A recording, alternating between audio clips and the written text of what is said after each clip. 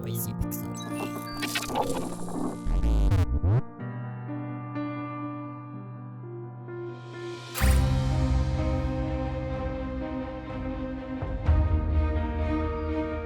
I typically have an understanding of a visual novel's presence before I jump into it. However, with the 33 Paradox developed Victory project, I honestly had nothing to go off of. While the game has some unique story beats and great character illustrations, the pacing and relationships might leave you scratching your head.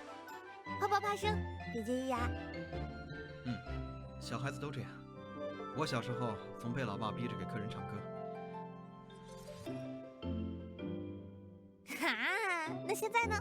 Victory Project introduces Ramon, an ex-entrepreneur who has been sentenced to prison after an incident related to his business. During his sentence, he is offered a chance to leave prison to volunteer on a military-ran research facility known as Hive Island. Once he arrives, he discovers that many of the citizens on the island are attractive females. This is where he meets Durian, our main heroine. Ramon and Durian don't really hit it off at first, but that changes when he finds out that they are now roommates. Here's where the biggest issue of the game is introduced. You see, this is supposed to be a suspenseful romance, but Durian pretty much confesses her love to Raymond on their first night together. It's not believable at all, and I was hoping that it was all some ploy of Durian to get him to do something for her, but no, by the morning, they are boyfriend and girlfriend. What's more confusing is the amount of times that the story likes to bring up Durian's age and how she is too young, even though she says she's 19. Oftentimes characters will make comments about calling the cops, or Raymond will apologize for his age in taking advantage of such a young girl. I didn't understand why the story returned to this joke time and time again, but it got to the point where the humor of it just faded away. However, if you disregard their sudden relationship, they do find feelings for each other, and it is somewhat adorable. Still, I couldn't help but see him having more in common with one of the other girls. That said, he does talk about his preference for small breasts quite often, so I guess that's all you need to date this catch. Raymond is an interesting male protagonist. He's kinda clueless and overly dramatic, but he's the type who finds a way to get questions answered. This actually makes the events in the game almost too convenient. Everything just happens. Raymond has the device that tracks him. Well, Durian knows how to hack it and get it off without anyone thinking of the consequences. Does Durian need some more power to hack into something? No worries, she has superpowers. This game has it all, and nothing stands in the way of these characters. Regardless of the pacing, there were fun moments of dialogue between the characters, and I ended up enjoying the story as I would a Korean drama with ridiculous new realizations and outlandish plot discoveries hours into the narrative. The game becomes even more fun when you are forced with choices that could lead to a bad end. The nice thing about this is that it reminds you beforehand, however I'm not sure why you aren't able to save the game on the choice screen, which is more in line with the standard of death scene choices in other visual novels. The pacing becomes a larger hindrance for the narrative when the characters spend a night running for their lives only to casually go home an hour later and have a bath together, or go shopping without a care in the world. I'm being tough on the story, but I feel like there's a ton of potential in the suspense that it does add during the later chapters. If you don't pay too much attention to the foundation, you have an interesting romance between two people who won't let anything get in their way. The story also does a good job wrapping up plot points and explaining the backstory of the characters, even if it all comes off way too convenient. Also, I should mention that the last few chapters are an information dump of knowledge and aha moments which you will be used to by the time they are introduced and just accept them for what they are.